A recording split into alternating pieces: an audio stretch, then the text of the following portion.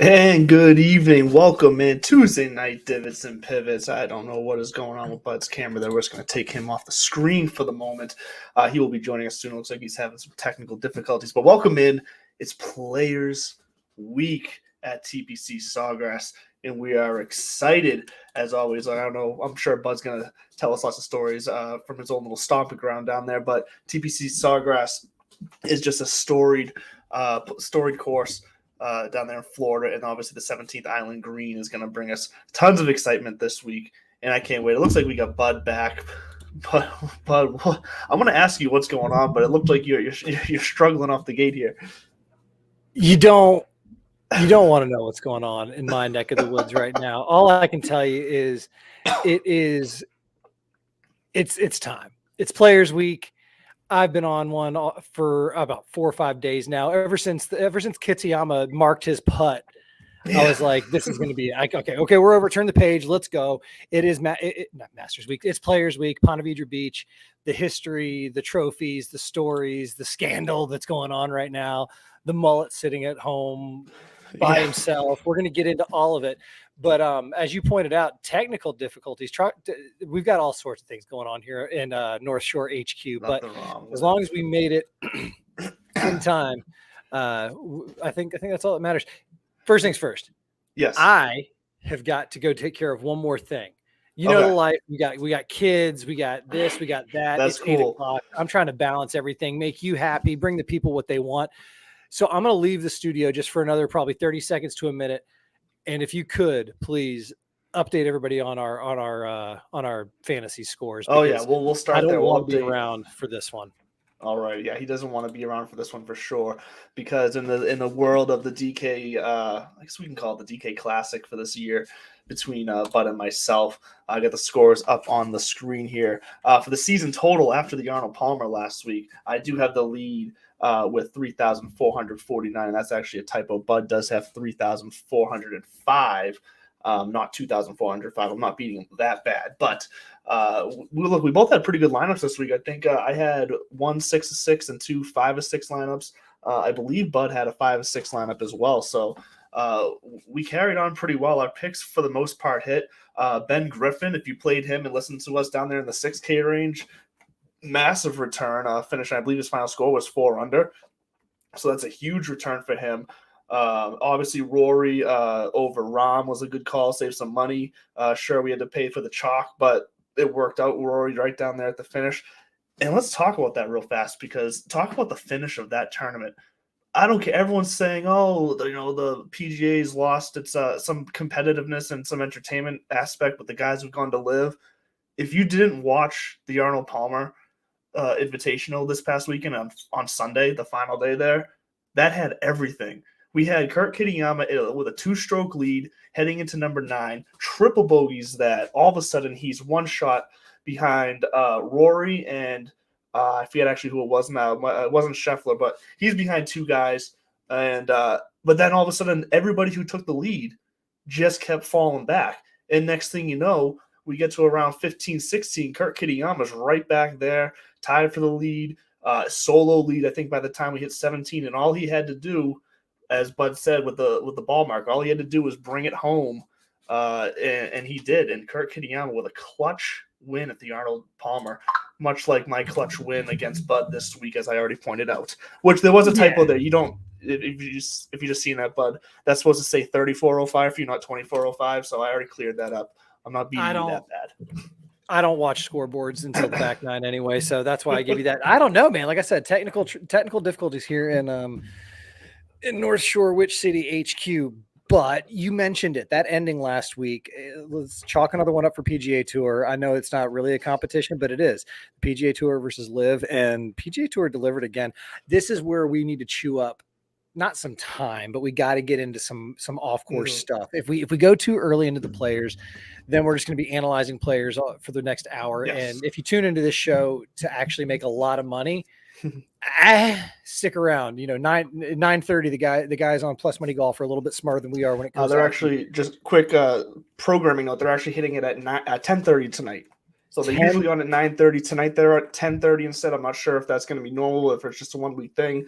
But if you're going to be waiting around for them tonight, 10:30 tonight. Good, 10:30 plus money golf. Gives you enough time to go have a couple of drinks, loosen up, have some fun with it.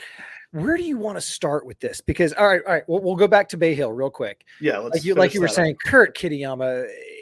The guy has been there and back. If you didn't see my social media, find me at This Buds For You. I got to change that spelling. It's YOU at This Buds For You on all your platforms. But Kurt Kitayama, he's NCAA, Corn Ferry Tour, Asian Tour, Australia Tour, Mini Tour this, Mini Tour that, Corn Ferry again. He has been Latin American Tour. He has been around the block a million times in Quadzilla.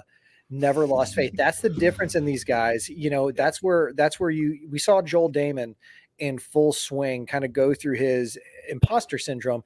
Kurt Kitayama, even though he's been there and back, it doesn't seem like he's got imposter syndrome. I'm not going to lie, completely wrote him off. Triple bogey on 9, done. You know, you've got every star in the universe breathing down your neck. They've all won. They've either won here or somewhere bigger. And next thing you know, you and I were chirping back and forth. I was like, this looks like a high school tournament in the state finals, and the pressure's getting to him.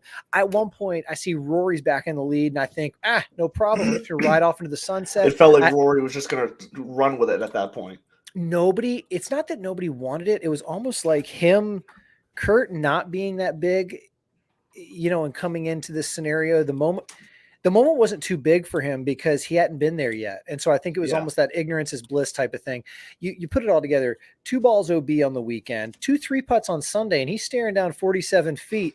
Otherwise, he's got to go into a playoff against guys who have been there before. Rory, Rory was in, Patrick Cantlay was in. I think Harris English was trying to get I think the final playoff would have been Rory, English, and Kitayama. I think that were the final 3. That were tied, that would have been tied at 8 under. I don't even know. 8 under. And so he kept it together. I will say the marking the ball on that last putt ball, not only a baller move, but if it's my first win on the PGA Tour, I don't care if it's an inch or 10 feet. I'm marking it, and you're going to give me my time. Well, isn't there like a weird rule with that too? That if it goes in after like waiting 10, like if you wait too long and then it goes in, isn't that like a penalty? So there's also a benefit to him marking it because it kind of stops that timer just in case. Because look, that thing it almost looked like it was wiggling for a while there.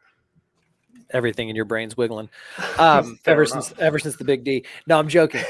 It's been weeks. It's been weeks. I had to throw it in. It's been weeks. No, to your point, he talked about that.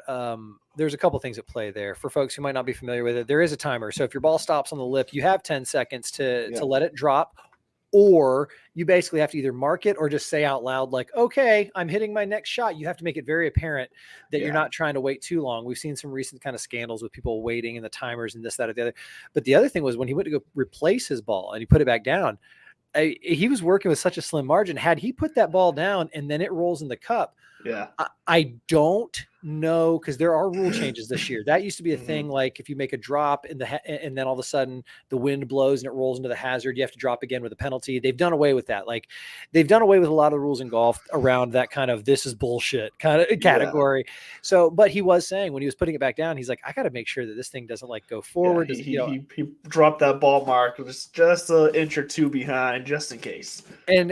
And I mentioned he is not a direct immediate product of the Corn Ferry Tour, but he has been there. And what a weekend once again for the Corn Ferry Tour that absolutely bleeds over into the Players Championship and beyond. Yeah. I don't know if you were paying attention or not. You probably weren't, because why would you when you've got the Bay Hill, right? Well, we know Super Friends Sports Network is paying attention. I know how your wife feels.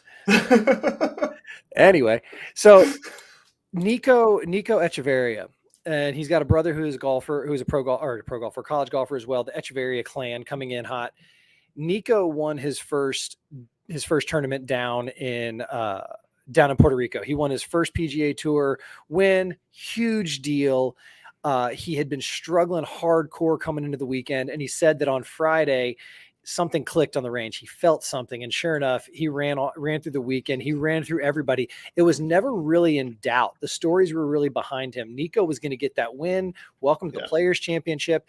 During the players only meeting today, there was a great social media video that came out, because folks might not understand.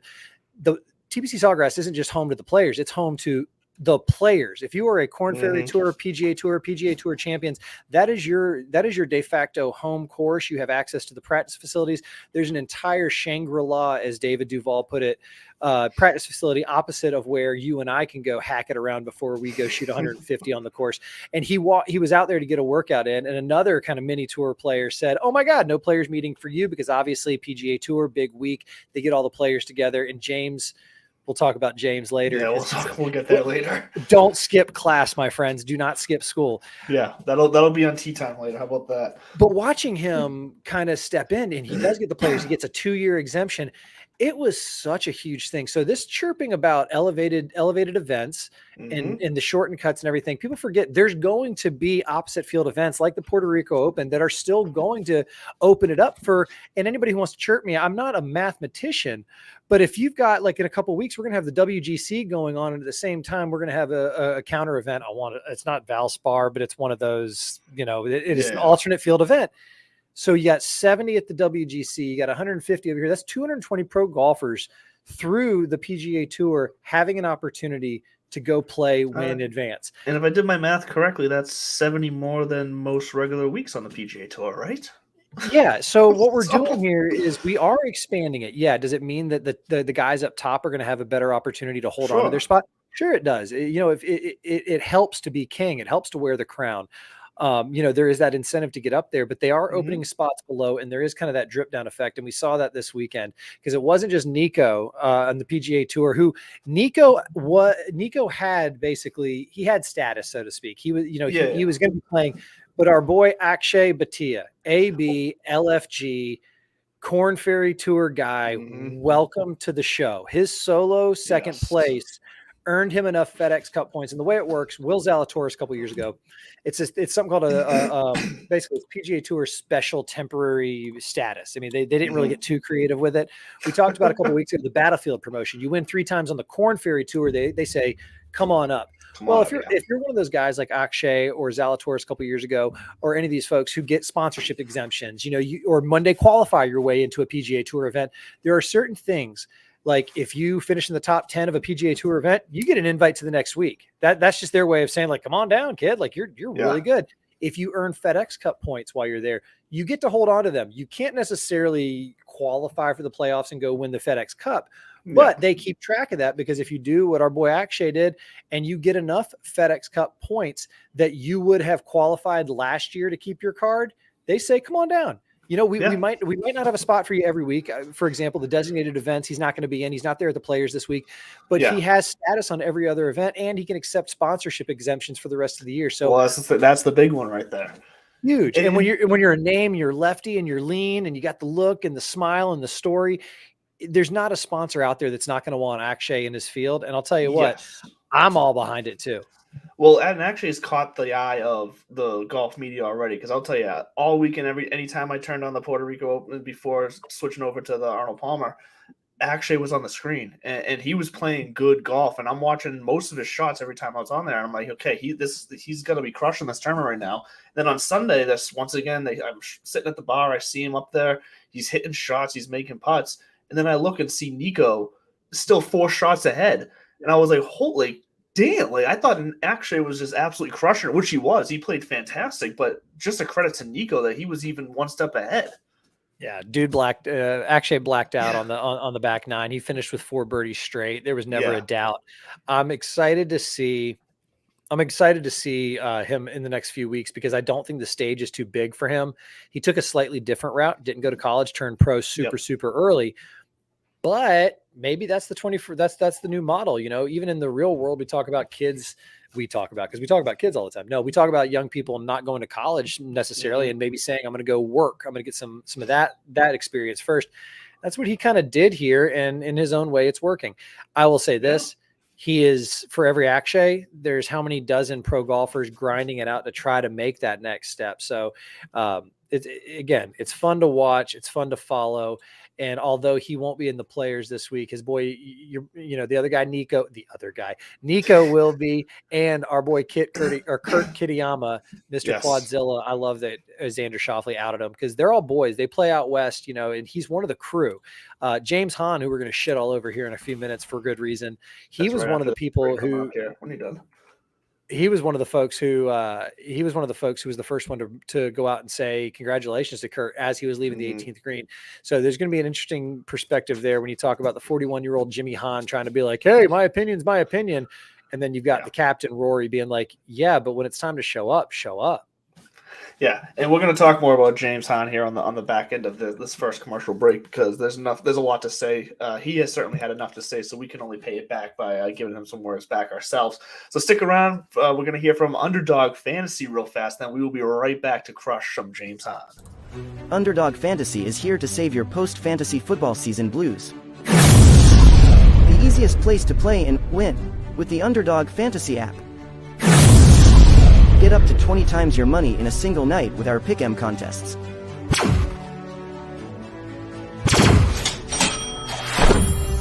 Grab some insurance when setting your picks and win even when one pick fails.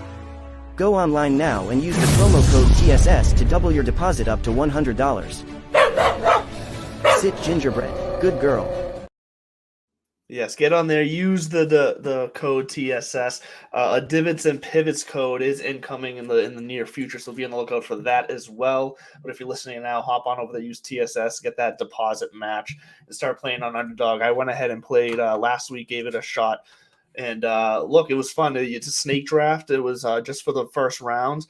I cashed 2 out of 3 lineups, broke even on my money because, of course, the one lineup that I ended up losing out of 3 was the one that I spent the most money on because that's just how the cookie crumbles sometimes. But whatever, I broke even. And look, it was fun because this snake drafts, especially in golf, are kind of fun. We're going to start including in the coming weeks here like a kind of a top 20 format so that if you are playing an Underdog, you can have a rankings of kind of how you can go through the draft. It's a little bit different because obviously you don't need to be looking at guys who are in the 6K range on DK. You're not going to be drafting those guys when you're only drafting 6 guys on Underdog. So keep a lookout for that and get on Underdog Fantasy. Use TSS as a discount code. TSS love. So Yes. So you're saying that's a snake draft and you're just picking 6. So you can go top heavy as long as your boys aren't taking off the it's just like playing fantasy football. Any other fantasy sport, you're just drafting whoever's still there when it's your turn to draft. See, this is what I'm talking about. This is something that a guy like me can actually get behind because I'll tell you right now, I'm looking at the 10K and above range. I'm looking at the 9K range, and dadgum you PGA Tour, you did what you said you were going to do, and you've got all the heavy hitters showing up for the weeks that they should show up. Now, do you want to dive right into it, or are you down for a little bit of? Well, we teased James Hahn. Let's at least talk about James Hahn for a few minutes. That's what I was about to get at. And then we'll go from there. Maybe we'll dive right in we before the next commercial break and carry it over to after that. Because James Hahn is just starting to get on my damn nerves. Let's back it up a little bit. He was one of the folks who, when the schedule came out last year, he griped about having to fly from Japan to South Carolina. And I get, once again, it's not lost on me that these guys are all their own. They're the CEO of their own corporation, their own company. Each independent contractor is its own independent business. Obviously, the bigger you are, the more moving parts you have. The life they chose, knowing exactly what it was going to entail. And that's kind of the theme for this episode, which is, life's full of choices. It's nobody's holding a gun to your head saying, go do this. So his complaining about having to fly from here to there and the flights are this much, truth gun to your head, man, that's the price of doing business. No, it would mean a lot more had you not. The thing is, guy's a decent golfer. I'm sure he's a nice guy, but right now he's in the limelight for the wrong reasons because he himself, you're going to chirp. And then if you missed it, there was a players meeting this week and it's the biggest fucking week of the year for the players. This is the only time that they're in charge. USGA owns the US Open, PGA owns the PGA of America owns the PGA Championship, RNA, Masters, et cetera, et cetera. This is their time. They're at the home. And so when they say, hey, team meeting, you have plenty. Now I'll give him a little bit of grace if there was like a family medical emergency going on there, but I didn't see that because what happened was Rory, which I'm a big fan of Rory 2.0. I'm a big fan of this, like, Yep. all right, I got to be the face of the tour. I got to be the mouth of the tour. I got to be, you know, all this kind of stuff. I'm going to do it. And he just said, Well, it's just a great look for him because when faced with the challenge of accepting this responsibility, he jumped all over it and is doing it so gracefully and I'm sorry, but maturely. I don't give a shit what Sergio says. oh God, Sergio. Yeah, there we go. I've got other off-course stories about him that turns out he's just a douche, and I don't mind saying that because, quite frankly, going out and saying we're doing this and we're not getting our way, and if you complain about it, you're immature.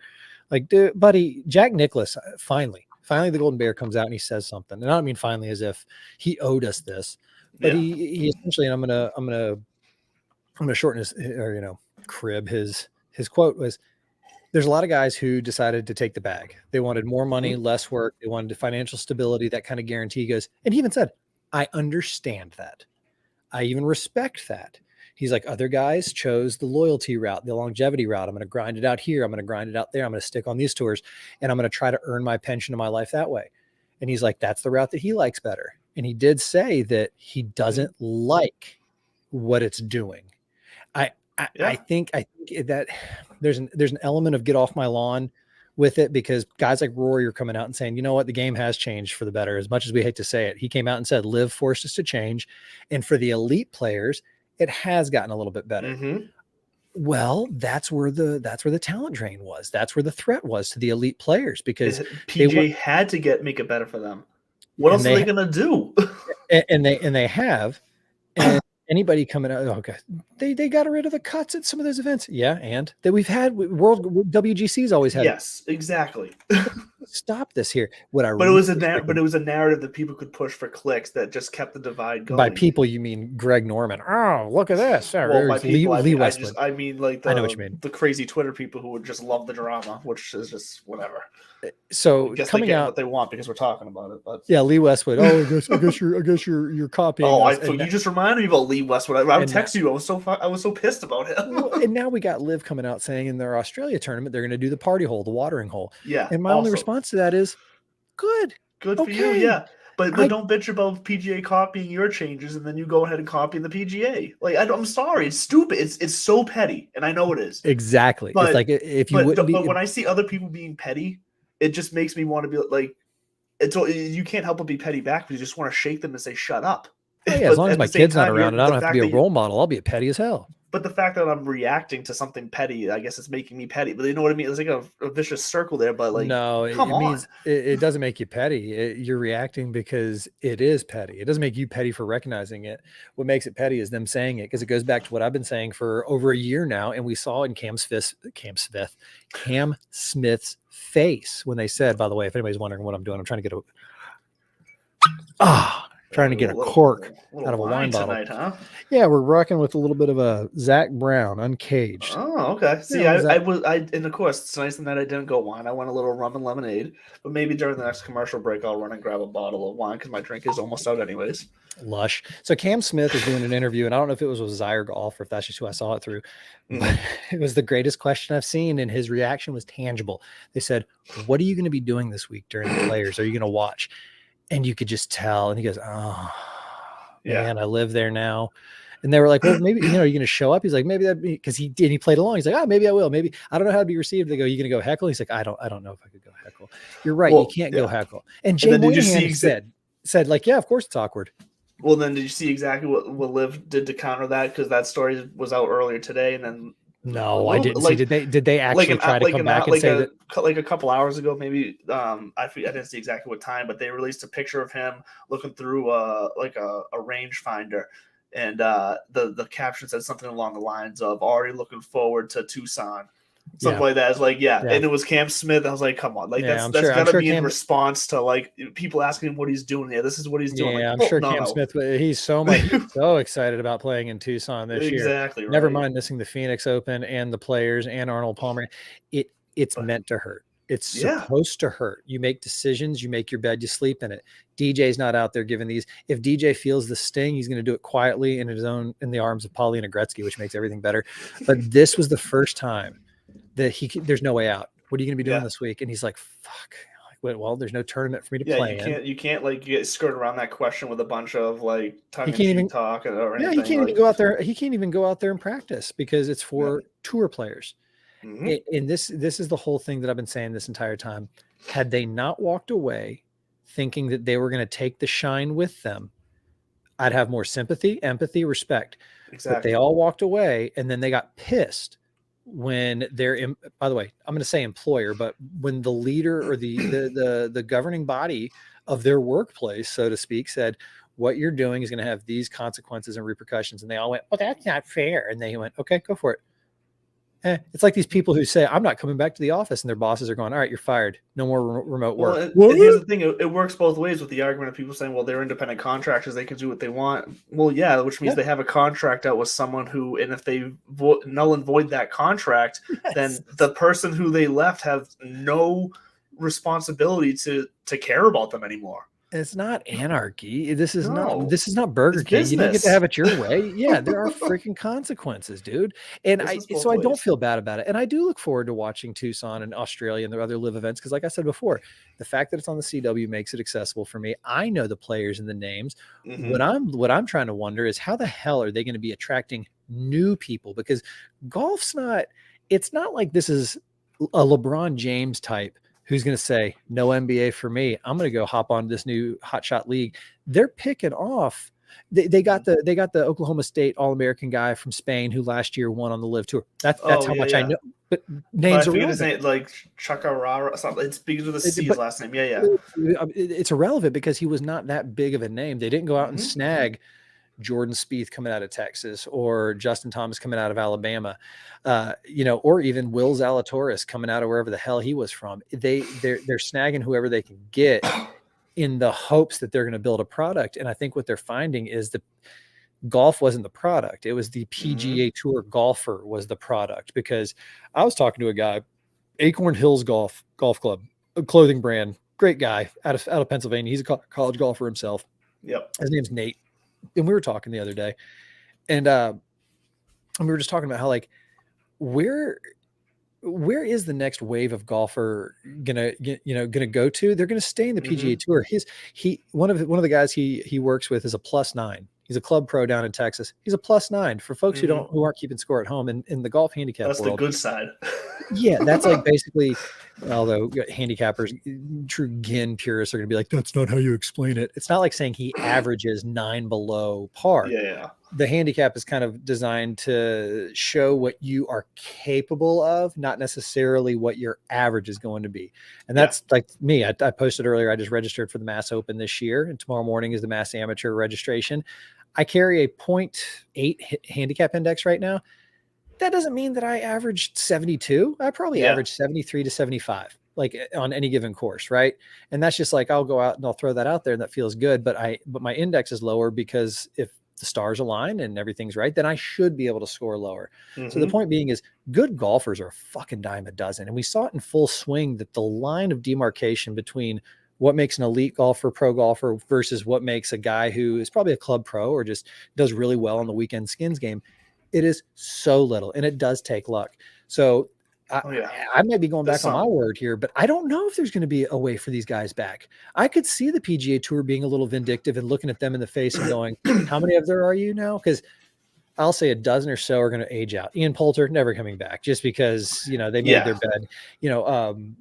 I think it's not Charles Schwartzer, but like Martin Keimer, some of those older European golfers, they're not going to come back because this is what they did. They took the bag. They're going to ride off in the sunset and probably play some DP World Tour events. Well, and all of those guys are European bred, born, whatever you want to call it. So what if, say, Liv does go under or they leave Liv or whatever, they would have even less incentive to come back over there. They would choose to be closer to their families over there, whatever, and stay there and just play whatever tour they can get on over there to make some money on the side. But like you said, at that point, they took this bag so they could basically be done when they're done. And they're going to be. So guys like Bryson, though, and Brooks, who I did say, I was like, man, they're even Mito, I got to get that right. Pereira, Joaquin Neiman, those guys. I don't know. I could see the PGA Tour being a little vindictive and quietly just looking at them and being like, well, you're more than welcome to come back, but there's Q School. There's I a was Corn just Ferry going to 50. say that. Go back to Q school. Well, it's what they're going to have to be. They hold Yeah. no status anymore, and they did forfeit any rights they have. Yep. And this is the next part. I go back to the majors where Greg Norman, big live players are allowed in the majors this year. Cool. 5 years from now, 10 years from now, talk to me about how many live golfers are playing in majors outside of the U.S. Open and the British Open and the Open Championship, which by definition are open. So, you or I could go and try to qualify if we have the right handicap. So it's nothing special. I do think they shot themselves by leaving. I do think it's going to hurt for a year or two, but at the end of the day, if you've got 100 and whatever million in the bank, maybe it does soften the blow a little bit.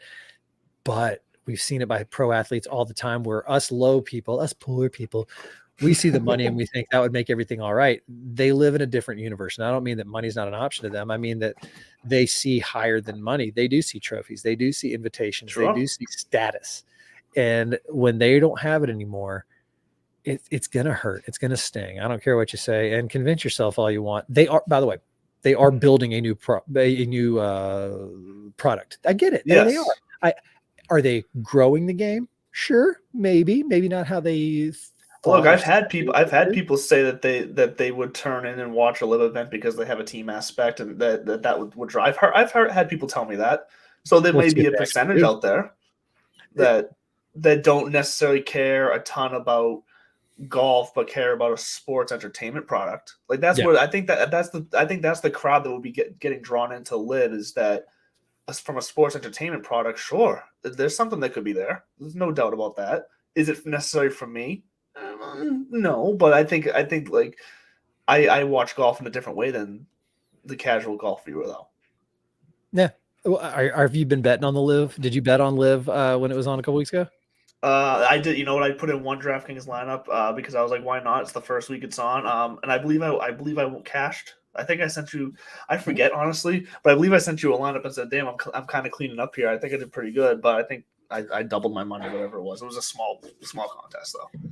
I still just don't see where it gets anything more than glorified exhibition golf. And I'll hold on to that until I die. And Mr. Pat Perez, exhibitions don't pay $4 million. No, that's exactly what they do. They pay $4 million and they don't really bring much else of anything else, because those live championships, you know what makes things like the Puerto Rico Open so important? They unlock doors. Yes. They get you invitation. You won live, you got $4 million. Your team might have won. You might got another $1 million or something like that. And I'm not, poo-pooing money, because God knows we need it. But then what? And especially we go back to, I'm supposed to get excited about rich golfers making more money. No, I don't give a shit about the money. I give a shit about things like status, invitations, life-changing events. Mm-hmm. Kurt Kitayama going through. Now, I thought it was pretty funny that Kurt Kitayama made $3.6 million on his Bay Hill victory. Arnold Palmer in his entire career on course made 3.6, but then he was also one of the first billionaire golfers or whatever. Yeah, he did all right. Fun fact, speaking of money, Jack Nicklaus, we're on the anniversary today, or yesterday is the anniversary of him passing Arnie on the all-time money leading list. He won what used to be, we used to just refer to it as Doral, and we would play the Blue Monster down there, and then it turned into the WGC Cadillac, and then it just kind of went away altogether. But that was the tournament. He won the Doral Open, passed Arnold Palmer on the all-time money list, and I guess never looked back. Yeah. So what's next?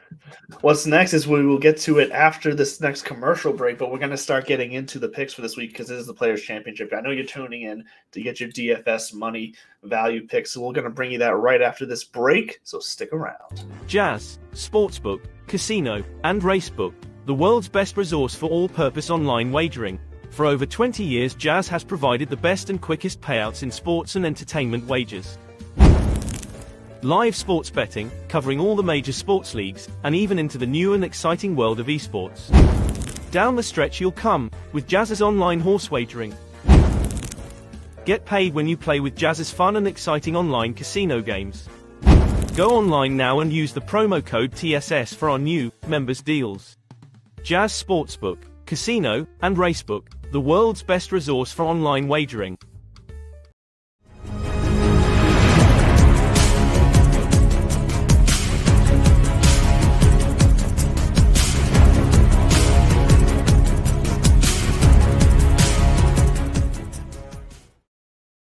And if you're new to the show, that new sound right there means it's time to get into the DFS picks brought to you by Underdog Fantasy, who we heard from earlier.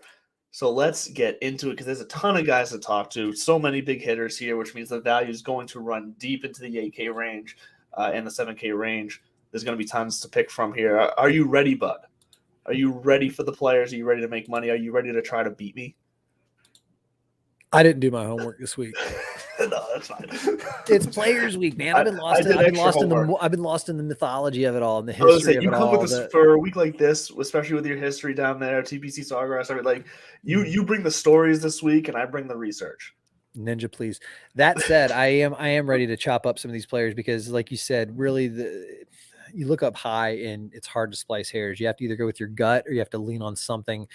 Because when you say, okay, Rory McIlroy, John Rahm, Scotty Scheffler, it's like, who are you going to pick? It's like, well, Rahm had an anomaly week last week. So you almost think there's the bounce back factor. Rory being as close as he's been, he's won here before, it's tough. So for me, honestly, it's a good old fashioned putting contest. Who's putting the best and who's getting off the tee the best. Yeah, I think this is another course, that course, famous for, if you haven't been down there, it's gorgeous. There's no two holes that go in the same direction. So every hole is a wind change. Every hole is, a change from a 3 to a 4, a 4 to a 5, a 5 to a 3. And every hole has water in play. That's one of the defining characteristics of this course. The stadium mounds. Yes. Pete and Alice Dye. They got 415 acres of swampland sold to Dean Beeman for $1. And they said, let's get a golf course here. Well, 18 inches of elevation change, and they had to build 30 to 40 foot mounds. They'd be digging out these canals, digging out these ponds. And that's actually where the 17th island green came from. It wasn't originally supposed to be an island. There was supposed to just be a pond near it, but they needed more and more of this beautiful dirt and sand that they were finding down there to build these mounds up. So Alice Dye was like, just make it an island. So we have this. Honest, they got sick of digging. They got tired. I grew up down there, man. You dig 3 feet, you hit the water table. So a week like this, you got to be in position off the tee to score, and you got to be rolling the rock. Outside of that, it's all kind of a crapshoot because if you're not off the tee, I don't think you can scramble hard enough to make up ground at a course like this. You have to have a clean week, and for that reason, it's another one of those. I don't think that we're going to see a no name come out of there. I think it's if Kurt Kitayama is holding a 2-stroke lead this week for his first win, I think he does crumble in the back nine. It's a whole different ball game, but ifs and buts. So starting up high at the top, let's first say, what are your key stats this week? Like I told you, for me, I'm just going with the 3 reliable, which is off the tee, putting, and then approach. So right there, keeping it simple, keeping it in the fairway, and rolling the rock is what's going to get it done this week.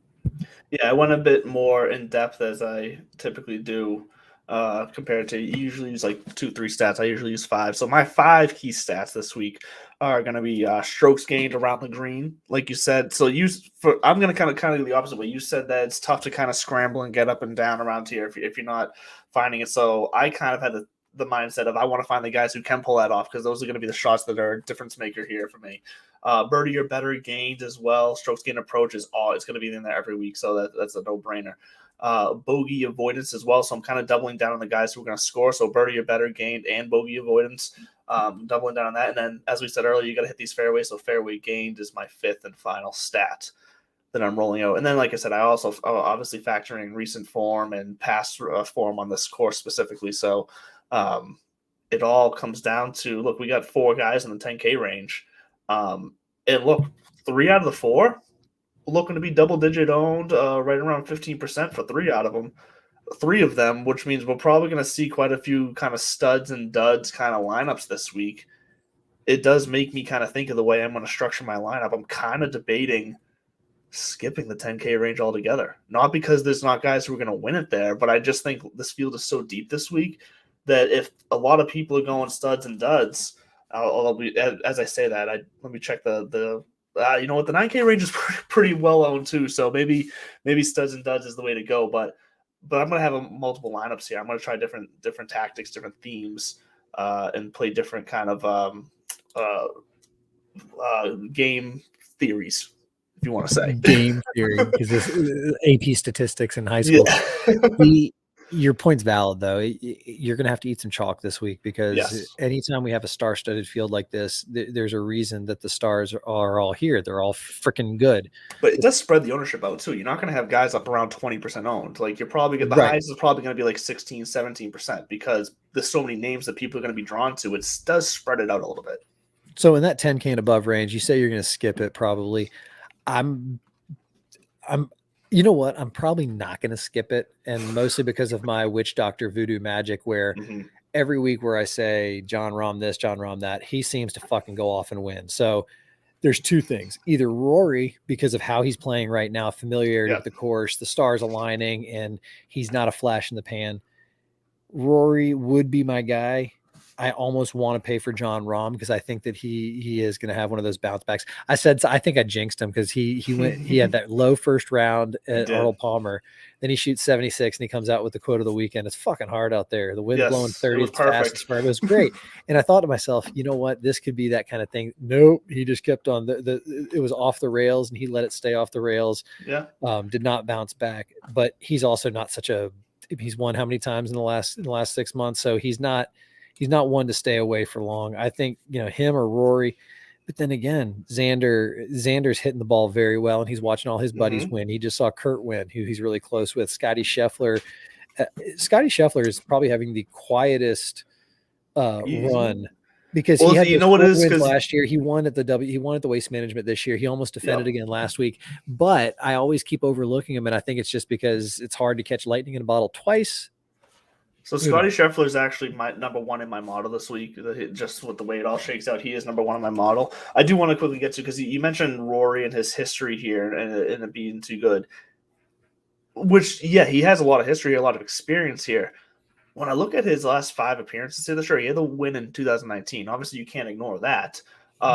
Missed the cut in 21, missed the cut in 18, and other than that win, T30s, like T33, T35. So, sure, but if you're paying $11,000 for a guy based off of his history, that just on that idea alone, that logic seems almost flawed to me. That's why I'm paying $11,000 because for his current form and the fact that he's won here, not his overall history, but the fact that he's won here, which means and look at Tyrrell Hatton. Tyrrell, love him. He almost pulled one off last week, just straight out of the fact that he's won there before. I love watching him play because he's every single one of us on the golf course.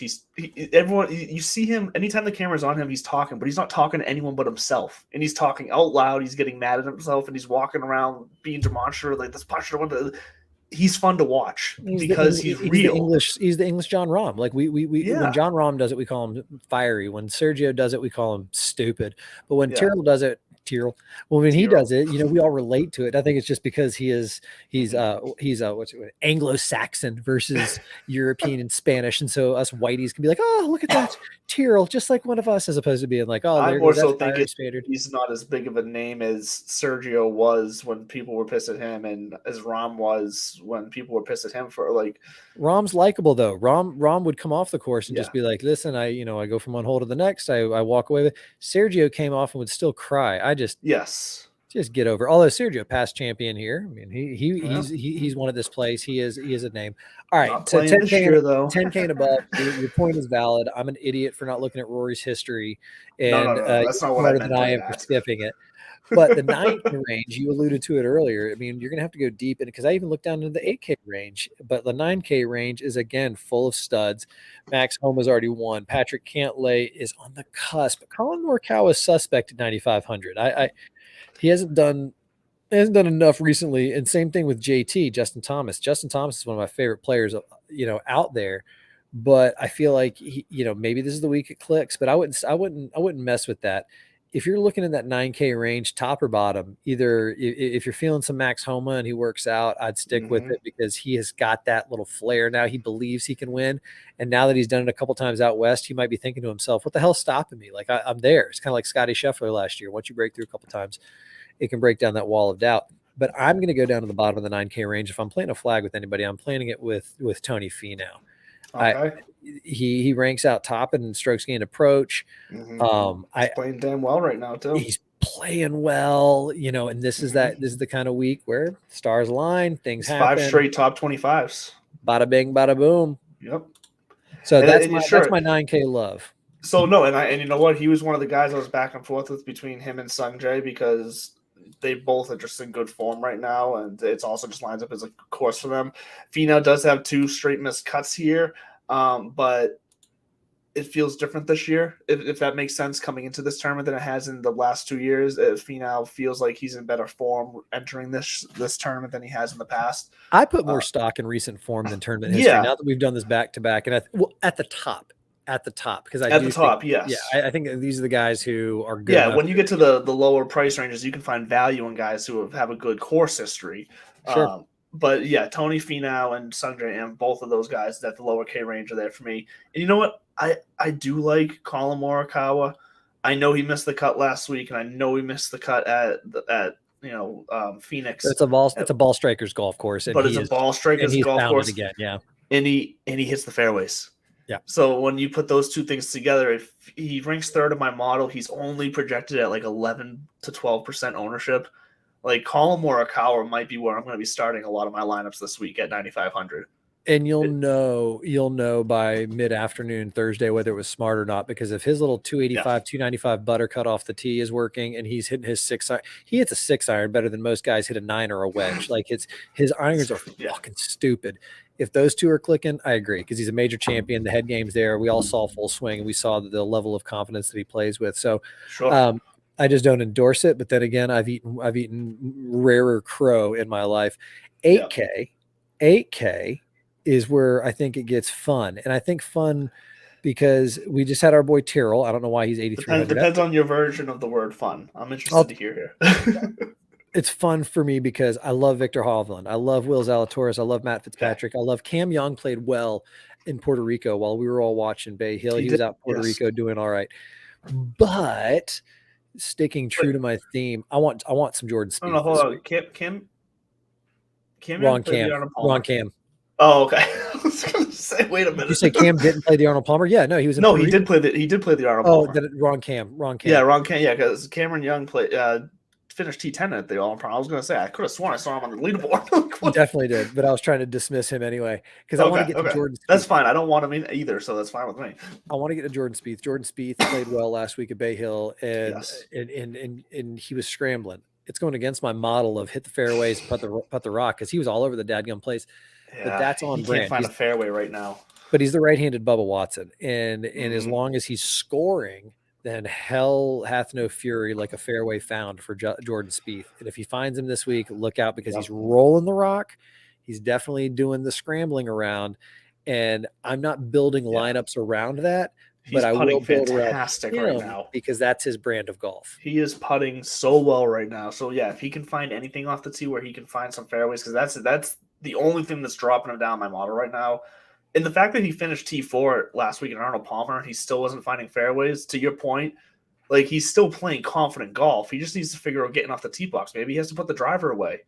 I don't know what it's going to take, but he just has to be in the short grass, and he's the way every other part of his game right now has been on fire. Well, it sucks is you can't put the driver away at Sawgrass too much, unless the wind is helping. But then again, like I said earlier, just under 7,200 yards. Yeah, yep. But there's so many dog legs, and the way that they built it with the wind coming off the coast. The bottom half of that AK range is kind of sexy too. The bottom half is nice. Tom Kim, Shane Lowry, our boy Tyrrell, leading off the bottom half, and Jason Day has been playing pretty well so far this year. He's been playing so freaking good. 5 top 20s, 3 straight top 10, actually 4 straight top 10s. I'm sorry. Yeah, and see, like my Jordan Spieth call is total almost wanting to wish it into reality because I'd like to see him win, and I'm going to lean on that short game stuff. But top to bottom, Jason Day is playing really well. Shane Lowry's not playing terrible. We haven't seen much out of Matsuyama, and like you said, Cam Young's coming off of a decent week, which is a shame because Matsuyama had such a good year last year. I remember us talking about that often. He had a surprisingly quiet, good year. I wish he carried it through because he's just always been a fan favorite. And quickly on Jason Day, obviously Jason Day had a rough year last year. We all knew that, so not surprisingly he missed the cut here last year. But before that, when he was a bit more of himself, I'll say, he didn't miss cuts here. He had top 10s here. Like, this is a course that Jason Day has good history on. He's been playing good right now. My one downfall with him is that he is looking to be the projected highest owned player on the slate right now at almost 19%. So Yeah, Jason Day is in everybody's eyes right now. I was about to say, I just Googled Jason Day, the Players Championship, and top stories. Yahoo Sports, The Athletic, Action News, Golf Week all have Jason Day as a headline pick to win this week. I mean, sometimes they know something we don't. But well, I think it's all right here in front of us. He ranks 5th in my model, so like I see it. I think my ego can't let me take him because I've chirped him so much to say until he shows me something again, I don't want to believe it. And watch, this will be the week that he does it, because I've been so on point with my picks this week. A couple weeks ago, somebody said outright winner. I said Kuchar, and I think he went 0-2 barbecue that week. So here's the I'm sorry, that was a bad pick, but here's a good way to put it. So $100 more than Jason Day is Tom Kim. $100 less than Jason Day is Chris Kirk, not Christian Kirk. I made that mistake last week. I had the Jaguars receiver in my head, Chris Kirk. That's fair. And the reason why I'm comparing these three right here is that, like I said, Kim is $100 more, Kirk $100 less. Both Kim and Kirk are projected in the 12 to 13% range. 5-6% less than Jason Day on ownership. But in my eyes, honestly, all three of those guys probably have a similar percentage chance to finish top 10 in this tournament, have a chance to win. I don't think – okay, I should say that Chris Kirk's playing great right now. I don't see Kim and Kirk hitting the winner's circle more than I do Jason Day, just because, like you said, I think this is a week where like a name wins. Like this is just one of those tournaments where a name wins. Yeah, it's a major. And Kirk and Kim just don't have that notoriety, and that is such a weak argument. I know, because it's like, it's so bogus. Don't let my voodoo doctor analysis invade but your modeling. just looking at the numbers, Kim and Kirk have. Here's the way I'll put it: Kim and Kirk have the best chance, or just as good of a chance, to put the same amount of DK points as Jason Day does, at a significant reduction in ownership, and for the same price. I'll put Chris Kirk in a couple of lineups this week for two reasons. He's a bulldog, and in case you've missed it, we do have our TPC Sawgrass, University of Georgia hat going this week. Shouts, go Dogs! He showed up to Sawgrass wearing a 65-7 shirt, and if you have no idea what that means, then go look up the 2023 college football national championship game with my University of Georgia Bulldogs. Put an absolute ass whooping. I mean, beat down. It wasn't even close. They did not belong on the same field. Horned Frogs should have been out of there way long ago. Yeah, that was. Thank you to the gods and the Ohio State kicker for. Listen, every great championship run needs a little bit of help. Every golf major winner has some sort of break, a kick, a roll, a bounce. Ours just happened to be a shanked kick from the Ohio State kicker. All right, so 8K range. So real fast, because we do have one commercial break. We got to fit in one more commercial break. And then when we come back, we're going to be rapid firing through the 7 and 6K range. So get your pencils ready. Just 7 for me, son. Okay, just the 7K. But either way, we will be back for the 7K range after this quick break.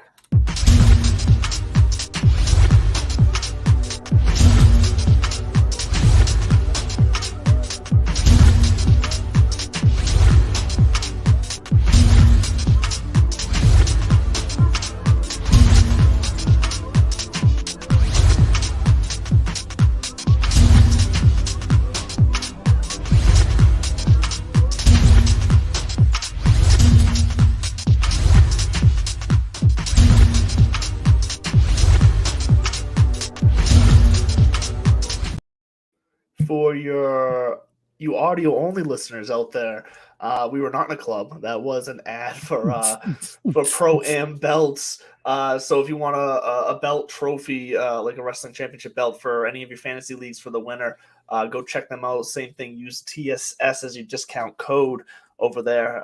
That's Pro-Am belts. Go check. They're gonna have to update that promo soon. We still have Aaron Rodgers wearing the Packers green on there. That's gonna be relevant. Might have to update that green here soon. He's gonna end up in New York, and I love it. All right, 7K. Get into the 7K. You go. Okay, I'll go first because the first guy I want to talk to is right at the top of the 7K range of 10% owned. That's Mr. Tommy Fleetwood, Fairway Jesus, as you like to call him. He's been in contention here before. He has been in contention here before for actually 2 straight years at 18 and 19, T5, T7. He did finish T22 last year as well. And he's not like blowing anyone away right now, but he's not playing bad either. And he seems like one of those guys where if just enough of the spotlight is off of him, he can go out there and shoot a good round, kind of surprisingly. So I like him. He's flirted with greatness enough times that he can dig deep and find that again. Like you said, if it's Friday afternoon and he's looking around going, not only am I going to make the cut, I'm in the top 50 right now. Like, he knows that that's a position that he's got the game and the firepower to go out there because he's another ball striker. He chokes down on the club about an inch, which I love. That's a shout out to the old school Anthony Kim look.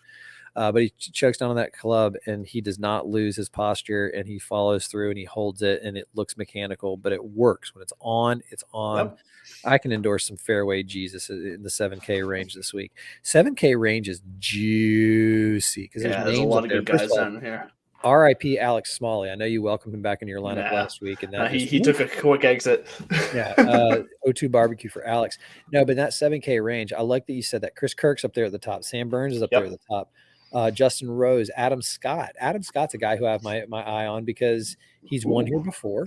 He's hitting the ball well, and he just debuted some really sexy irons that have his little AS on the back, muscle back blades by like Mirio Ayama or whatever the hell it was. Justin Rose had a talk with them 2 years ago.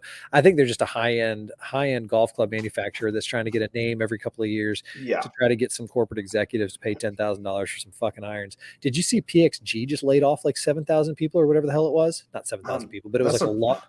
That's surprising because they've been pushing some ads recently. I've been seeing them everywhere. Maybe they're shifting their operations. If you're curious, though, it's cautionary tale. Snake Eyes. Snake Eyes was a wedge. And, hey, it's Players Week. Coming full circle. 55 minutes into this. I used to live in Jacksonville, Florida. Across the street from my house was a guy named Ernie Vatterson. Ernie Vatterson had a shop in his garage where he would tweak golf clubs, and and the players, when they would come to town for the players, they would go to Ernie to get their wedges tweaked, to get the blades, sharpened a little bit, to get the grooves done. He over time developed his own wedges. They were called Snake Eyes. They were wonderful. The company started getting big and big. They went to irons, then they went into clothing, and then they went under. They just got too big too fast, and they tried to overexpand. And so Adam Scott, with his new muscle back blades, which I'm sure just whatever fucking clubs he was hitting before, the manufacturer said, can we just put our logo on there? I'd keep an eye on him. Anytime I overlook him, he seems to do well, and he's staring me in the face right now, and I kind of like it. He's surrounded by people that I want to play. I want to play Thigala. I want to play Billy Horschel. Hell, I want to play Keegan Bradley the way that he's been playing, or even Ricky Fowler. Look at Tom Hoagie's there at 7,400. Corey Connors, ball striker, 7,400. The 7K range is rich. I do think that you can avoid the 10K and above and make a living between 7 and a couple of 8 or 9 guys. Sure. So if you're going to do that, look for experience down here, because I don't think you're going to find a no-name coming out of the 7 or the 6K. You're not going to hit Eric Cole, who no. a couple weeks ago in the 6K range. It's not going to happen here, not this week. No, but you might see a Seamus Power. Harris English is down here. Harris English was just had a fantastic week. He was half an inch away. He was 2 putts away from being in this fictitious playoff that never happened. So 7K down here, like there's some guys on here. Spend some time in the 7K range. Keith Mitchell didn't get it done last year, but every week before that he's been on the radar, and he's an East Coast guy too. So I don't know, man. 7K is kind of sexy. I'd say right now, if truth gun to my head, I'd say the winner's going to come out of 7K, the upper half of 7K. Look, there's some names down here who could do it. I think a lot of people are, and the projected ownership is showing it. A lot of people are forgetting about Justin Rose and the good start he had to the season. He's missed 2 straight cuts, which he won at Pebble a couple weeks ago. But he won a couple weeks ago, right before the straight 2 missed cuts. He's projected under 5% ownership right now. But this feels like the type of course that Justin Rose can make some noise at. The only thing staring at me in the face with Adam Scott is the 115th ranking in my model. So I am staying away from Adam Scott this weekend. I get why you're saying it, but I can't believe you can see past his eyes and his smile. After that, rankings don't mean shit to me. I like Justin Rose. I like Adam Scott, and I like me some Keith Mitchell in that 7K range. So the other guy down here that I really like at 7,500, 10% ownership is Ricky Fowler. He is back. He's playing great. He's playing great. I want to, and this would be a pick that is also just as much as me just rooting for the guy. This is your Jordan Spieth. I really want Jordan to win this week. I was cheering for Jordan Spieth last week too, because he's another guy that I love his story. I would love to interview him. I would love to just have a conversation with him. But Ricky Fowler is up there that I think he is just also a fun kind of rebuild story. And at the price and at the ownership and at the recent form, his history here isn't great. But like you said, his recent form has been pretty damn good. And the key part of that about that is he's playing confidence. So I do like me some Ricky Fowler. For anybody who thought they might want him, I'm just seeing now Daniel Berger is a withdraw, so do not be playing Daniel Berger in your lineups. It's a name we haven't heard in a little while, but Daniel Berger is a WD this week. But Russell Henley, I mentioned him earlier. Russell Henley is a fairway finder kind of guy. He doesn't have the craziest great form right now. It's pretty average, couple missed cuts, but then a couple 30 place or so finishes. But he finds the fairway. He avoids bogeys. We just need him to find some points out there because that's the problem. He avoids bogeys, but he kind of just stays stagnant right in the middle of the field. You need Russell Henley to find that other gear. He did finish T13 here last year, though, so he can do it on this course. So if you're looking to take a stab down here, Russell Henley's another guy, but my favorite is probably Ricky Fowler in the 7K range. 2015, Ricky Fowler wins the Players. 2016, Jason Day wins the Players. 2017, Siwoo Kim wins the Players, who we didn't bring up earlier, but he's on my model. He's also on my model as well. He's 13th in my model. The best part about Ricky Fowler winning the Players is when his then girlfriend came out to give him a big hug, and then the trophy ceremony, she was wearing ripped jean shorts and like a blouse tied. Because 10 years ago, imagine, say what you want, but she was a very, very, very pretty, very attractive, but she was definitely scantily clad for the PGA Tour perspective. That's kind of what also pivoted it to, what are we doing here? We're not the button up. We are the PGA Tour. We're the players. We're supposed to have fun. This is our whole thing. So I love your Ricky call. I hope he does it this week. Me too. And quite frankly, whoever ends up hoisting that trophy at the end of the week is, going to have their life changed. So here's to Jordan Spieth. Here's to the studs and duds this week. And here's to the 7K range, where I do think a sneaky winner is going to come out. Back to you in the studio. Look, I love it. I hope it happens because that would be a fantastic story. And I would say it's the young guns or the David versus Goliath when it comes to going up against the big guns. But there's just so many names still down here in the 7K range that I consider big guns. That this is going to be a fantastic week of golf, especially coming off that Sunday finish we just had. I'm pumped. I'm going to be watching it all. That is going to do it for us, though. I hope you got your picks in. Get on DraftKings. Get on Underdog Fantasy. Try out the snake draft style over Underdog. Use the TSS discount code. Get your deposit match over there up to $100. And we will see you next week to recap what should be a fantastic weekend at the Players. Have a great night, everyone, and we love you.